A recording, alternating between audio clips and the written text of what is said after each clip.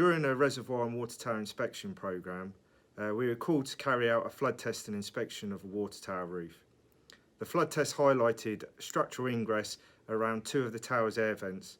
The decision was made to repair the areas around the air vents externally, and due to the minor nature of the repairs on this domed roof construction, and with no perimeter handrail, erecting a scaffold system to act as fall protection would not be a cost-effective way of resolving these ingress issues.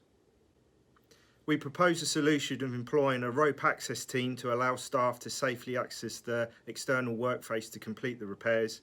The repair was made by breaking out the existing asphalt liner, installing a stainless steel plate over the air vent, infilling with repair mortar, and then finally tying in the existing coating with the new repair by applying a liquid membrane. The roof was then successfully flood tested and returned to service.